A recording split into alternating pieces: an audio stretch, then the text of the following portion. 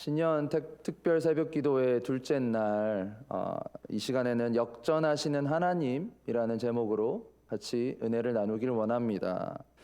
2023년 한 해가 지나갔고 이제 2024년이 우리에게 찾아왔습니다.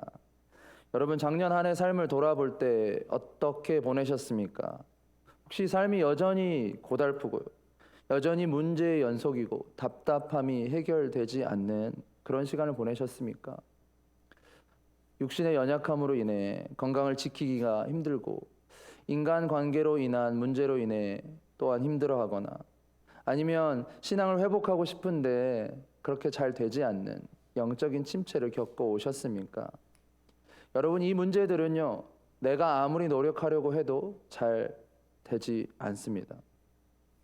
혹시 그래서 이 신년 특별 새벽 기도에 하나님 앞에 나오셨다면 하나님이 여러분들을 사랑하시는 줄 믿습니다.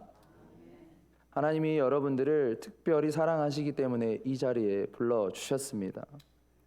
우리가 새해 첫 주, 첫 시간을 내 생각과 첫 시간을 하나님께 드리며 내 생각과 내 뜻대로 올 한 해를 살아가는 것이 아니라 하나님의 말씀에 기초해 하나님께 기도 드리며 우리가 새해를 하길 원하기 때문에 이 자리에 나온 줄 믿습니다.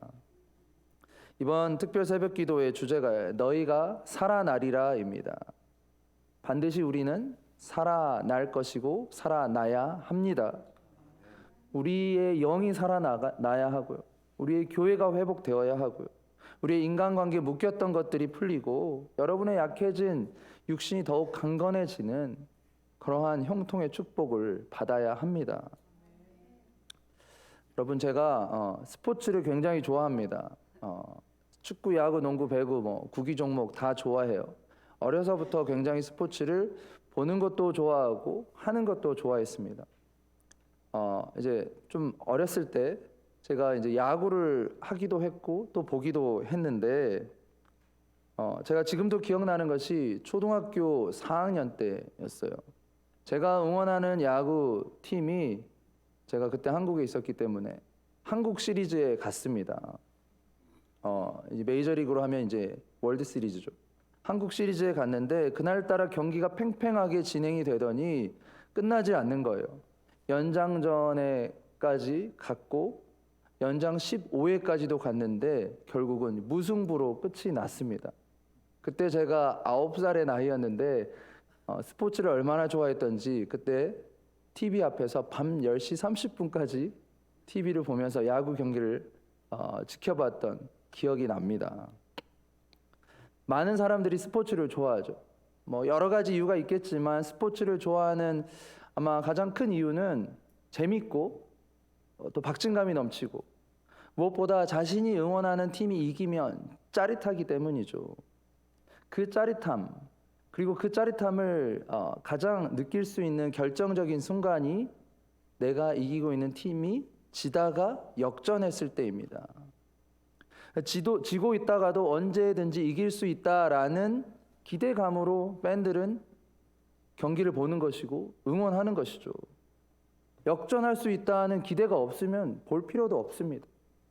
응원할 필요도 없어요. 제가 이 필라 지역에 온 지 지금 이제 한 3달 정도밖에 안 됐는데 필라 지역에 이제 스포츠를 굉장히 잘하는 팀들이 있다라고 들었습니다. 미식축구랑 야구를 또 잘한다고 해요. 최근에 한 장로님이 저에게 말씀을 해주셨는데 이 미국 회사에서는 약간 불문율 같은 게 있다고 합니다. 그게 얼마나 일반적인지 모르겠어요.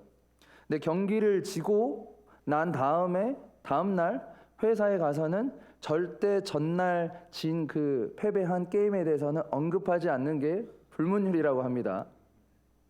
다들 쉬쉬하죠. 아닌 척하지만 조용히 합니다. 아마 속으로는 아쉬워하고 속상해하고 어떤 사람들은 화가 날지도 모르겠습니다.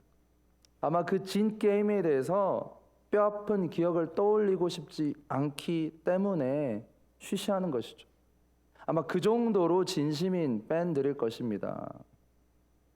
그런데 여러분, 혹시 스포츠가 아니라 여러분이 예전에 겪었던 아픔, 상처, 고통을 다시 떠올리면 어떻습니까?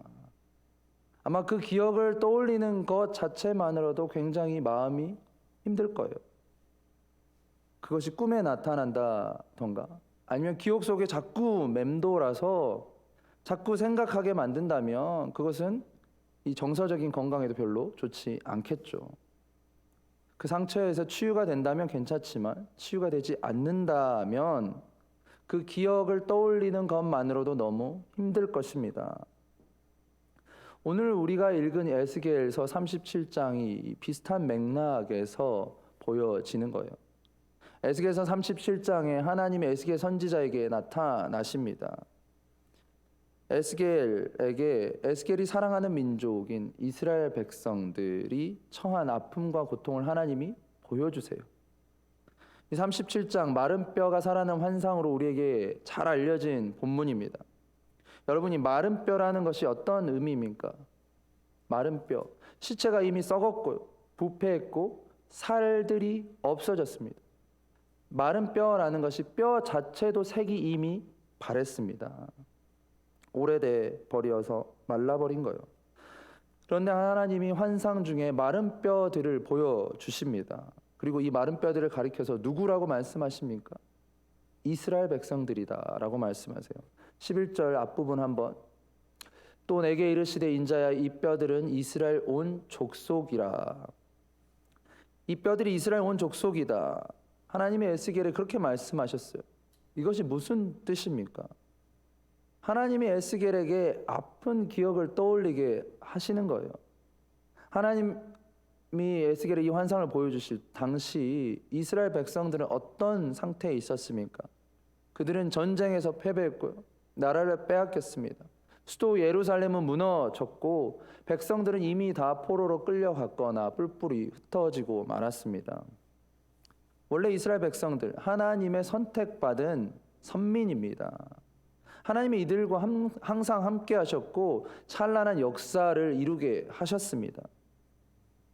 이스라엘 백성들 하나님 주신 말씀을 따라 출애굽을 하고 가나안을 정복했죠. 그리고 통일 이스라엘 왕국을 세웠습니다. 번영과 형통을 누리는 듯 했지만 얼마 가지 못하고 나라가 둘로 나뉘었어요.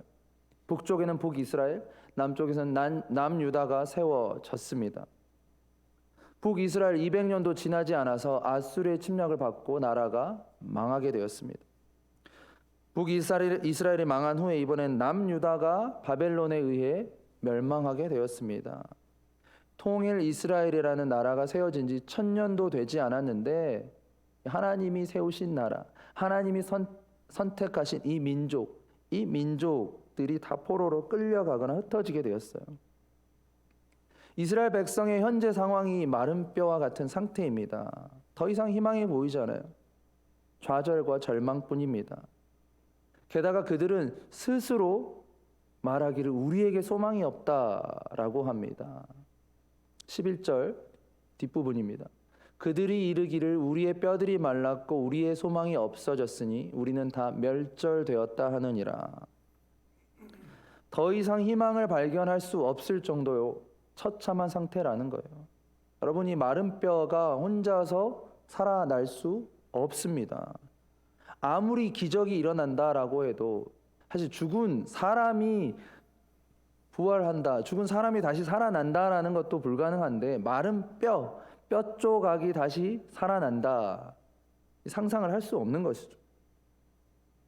마르디 마른 앙상한 뼈만 남았는데 하나님이 에스겔에게 3절에 보면 이 뼈들이 능히 살 수 있겠느냐 물으십니다. 에스겔이 하나님께 뭐라고 대답하죠? 주께서 아시나이다. 주께서 아시나이다. 이 말 뜻은요, 이렇게 해석해야 되는 것 같아요. 하나님은 아시는데 저는 잘 모르겠습니다. 저는 확신이 없습니다.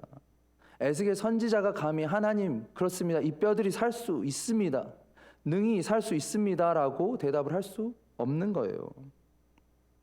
죽은 사람, 죽은 시체를 보고도 이 몸이 능히 살겠느냐라는 질문에도 살아날 수 있을지 아닐지 대답을 제대로 할 수 없을 텐데 이 뼈들이 능히 살 수 있겠느냐, 사실 이 질문 자체가 말도 안 되는 질문이죠. 그런데 하나님이 에스겔에게 놀라운 역사를 보여주십니다. 마른 뼈들이 하나하나씩 결합을 합니다. 사람의 형태를 갖추고 그 위에 힘줄과 살과 가죽이 붙게 됩니다. 살이 붙고 사람의 형태로까지 바뀌게 되었는데요. 그 단계마다 하나님이 에스겔에게 그냥 보여주시는 것이 아니라 에스겔에게 하나님이 명령하도록 하십니다. 의심하고 있는 에스겔에게 나를 믿으라 라고 하면서 하나님이 직접 대언하게 하시는 거예요. 에스겔은 그 하나님의 말씀에 순종하죠. 이제 마른 뼈에서 살이 붙고 이제 생기만 없는 상태가 되었습니다. 마지막으로 하나님이 에스겔에게 이제 생기가 사방으로부터 불어와서 이 죽은 자들을 살아나게 하라라는 명령을 하게 하십니다. 에스겔은 그대로 따르죠. 마른 뼈 만지기만 해도 부서질 것만 같았던 이 마른 뼈가요, 사람으로 살아날 뿐만 아니라 큰 군대의 모습을 갖추게 되었습니다. 사랑하는 여러분, 여기서 우리가 놓쳐서는 안 될 핵심이 한 가지 있습니다.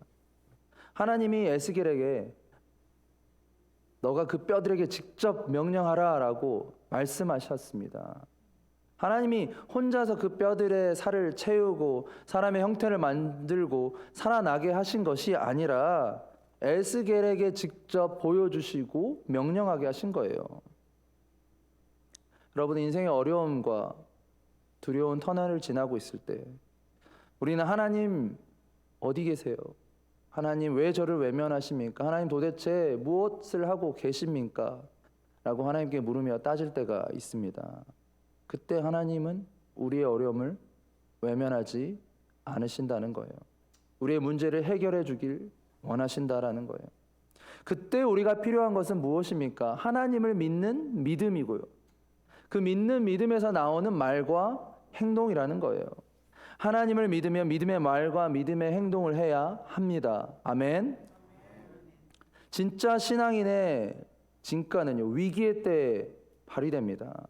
하나님의 에스겔 선지자에게 이 뼈들에게 명령하라라고 말씀했을 때 에스겔이 그 하나님의 말씀을 못 믿고 의심했다라고 생각해 보세요. 오히려 하나님께 반문하면 하나님 왜 저에게 그 아픈 기억을 떠올리게 하십니까? 하나님 마른 뼈들에게 명령한다고 무슨 일이 일어납니까? 하나님 그것은 말도 안 됩니다라고 따졌다면 정말 아무 일도 안 일어났을 것입니다. 그렇지만 에스겔은 하나님의 말씀에 순종했죠. 마른 뼈들이 변할 수 있다라는 믿음으로 선포했습니다. 그 믿음의 선포가 하나님의 역사를 이루게 한 것이죠. 여러분의 인생이 혹시 마른 뼈와 같은 모습이신가요? 여러 가지 문제로 인해서 건강의 문제, 신앙의 문제, 자녀의 문제, 인간관계의 문제, 내가 극복할 수 없는 문제 가운데 지금 힘들어하고 계십니까? 하나님은 마른 뼈도 살리셔서 큰 군대를 이루시는 분이십니다. 여러분이 겪고 있는 문제 하나님 볼 때는 아무것도 아니에요. 중요한 것은 내가 그 하나님을 믿고 신뢰해야 합니다. 그 절망의 터널에서 빠져나와야 하고 믿음의 선포를 해야 합니다. 하나님은 나를 지키시는 분이고 나를 살리시는 분이다. 그 선하신 하나님은 나에게 가장 좋은 것을 예비하시고 나를 가장 선한 길로 인도하시는 분이다라고 믿고 선포해야 한다라는 거예요. 하나님은 절망 가운데서 일하시는 분이십니다. 하나님은 오늘 말씀의 제목처럼 역전하시는 분이세요. 하나님은 그분의 자녀들이 절망 가운데 있을 때 그냥 두지 않으십니다. 오늘 본문에 보면 무덤에까지라도 내려가서 그분의 택한 백성들을 건지시겠다라고 약속하셨습니다. 12절 말씀, 내 백성들아 내가 너희 무덤을 열고 너희로 거기에서 나오게 하고 이스라엘 땅으로 들어가게 하리라. 13절, 내 백성들아 내가 너희 무덤을 열고 너희로 거기에서 나오게 한즉 너희는 내가 여호와인 줄을 알리라. 여러분, 아무리 절망적인 상황에 있더라도 무덤에 있는 것과 같은 분은 없으실 거예요. 무덤 관 속에 들어있다라는 거, 이미 죽은 상태나 다름없는데 하나님이 그런 사람마저도, 그런 상황에 있는 사람마저도 친히 무덤에 내려가셔서 건지시겠다라는 말씀. 절대 포기하지 않으시고 하나님은 구원해 주시겠다라는 약속의 말씀입니다. 이 약속의 말씀이 우리에게 얼마나 큰 위로와 힘이 됩니까? 우리 모두는 하나님을 믿기 때문에 고통과 시련 속에 있더라도 절대 절망하지 말아야 합니다. 고통 중에도 소망을 가질 수 있는 이유는 하나님이 우리와 함께 하시기 때문입니다. 여러분, 이 아침에 하나님이 여러분과 함께 하심을 믿으십니까? 어떤 분은 이렇게 질문해요. 하나님 나와 함께 하시는데 왜 이런 어려움을 허락하셨습니까? 하나님, 제가 왜 기도하는데 응답해 주지 않으십니까? 왜 하나님이 느껴지지 않습니까? 라는 질문을 할 때가 있죠. 사도 바울의 고백이 우리에게 위로가 됩니다. 로마서 5장 3절에서 4절. 다만 이뿐 아니라 우리가 환난 중에도 즐거워하나니 이는 환난은 인내를, 인내는 연단을, 연단은 소망을 이루는 줄 알미로다. 우리가 겪는 시험에는요, 다 이유가 있습니다. 환난은 인내를, 하나님은 우리를 연단시키시고 그 연단을 통해서 우리가 인내하고 그 인내를 통해서 우리가 오직 하나님께만 소망을 두기 위함입니다. 오직 우리의 소망을 하나님께 둘 때 우리가 회복될 것입니다. 하나님 우리 안에 성령으로 함께 하시고 우리를 살려주시고 우리를 회복해 주시는 분이십니다. 오늘 본문 말씀 14절에 보면 내가 또 내 영을 너희 속에 두어 너희가 살아나게 하고, 하나님의 영을 우리에게 부어주시고 그 영으로 인해서 우리가 살아난다라는 말씀입니다. 여러분, 이 영은 하나님의 영, 성령님을 가리키죠. 성령님이 우리와 함께 하시고 우리를 살아나게 하신다라는 거예요. 여러분 한 분 한 분 안에 성령님이 계십니다. 그 성령님, 여러분을 위해서 무엇을 하고 계십니까? 성령님이 중보하고 계십니다. 로마서 8장 26절 우리 한번 같이 읽겠습니다. 이와 같이 성령도 우리의 연약함을 도우시나니 우리가 마땅히 기도할 바를 알지 못하나 오직 성령이 말할 수 없는 탄식으로 우리를 위하여 친히 간구하시느니라. 아멘. 성령님 우리와 함께 하시고 말할 수 없는 탄식으로 우리를 위해 간구하신다라는 거예요. 하나님은 우리와 함께 하십니다. 그분은 절망의 하나님이 아니라 소망의 하나님이 되십니다. 우리의 모든 어려움을 아시고 우리의 모든 어려움을 위해 간구하시는 분이세요. 사랑하는 여러분, 말씀을 마무리하겠습니다. 올 한 해 분명히 우리 삶 가운데 어려움과 고난이 찾아올 것입니다. 아니, 이미 그 어려움과 시험과 고통을 통과하는 분들도 있을 것입니다. 오늘 아침에 한 가지만 기억하길 원합니다. 하나님은 역전하시는 분이십니다. 그분은 우리를 절망에서 소망으로 인도하시는 분이시고 우리 안에 계신 성령님은 여전히 우리를 사랑하시고 우리와 함께 하시며 우리를 위해 중보하시는 분임을 믿으시기 바랍니다. 그 소망의 하나님을 신뢰하시고 올 한 해 주님과 함께 여러분 모두 승리하시고 주님과 함께 동행하는 그러한 복된 삶을 살아가시기를 주의 이름으로 간절히 축원합니다. 아멘. 이 시간 우리 잠시 기도하겠습니다. 이 시간 말씀을 놓고 기도할 때 하나님은 어떤 분이십니까? 하나님은 소망의 하나님이십니다. 하나님은 역전하시는 분이십니다. 그 하나님을 우리가 신뢰하고 우리가 믿음의 말과 믿음의 행동을 하기를 원합니다. 오늘 이 아침에 이 자리에 함께한 우리 모든 성도님들, 우리의 삶에 어떠한 고난과 어려움이 있더라도 낙심하지 마시고 절망의 말, 부정적인 언어를 사용하지 마시고 하나님을 믿고 신뢰하며 긍정적인 진취적인 믿음의 말, 믿음의 행동을 하는 우리가 되게 하여 주옵소서라고 기도하시고 또 올 한 해 여러분에게 어떤 어려움과 시험이 닥치더라도 우리가 그 문제의 어려움을 극복하고 돌파하며 살아나는, 회복하는 그런 한 해가 되게 하옵소서. 이 두 가지 기도 제목을 가지고 시간 주여 한번 간절히 외치고 기도합니다. 주여. 살아계신 하나님 아버지 감사합니다. 하나님 신년 특별 새벽 기도회로 우리가 이 자리에 나와 하나님의 말씀을 듣고 기도하게 하시니 감사합니다.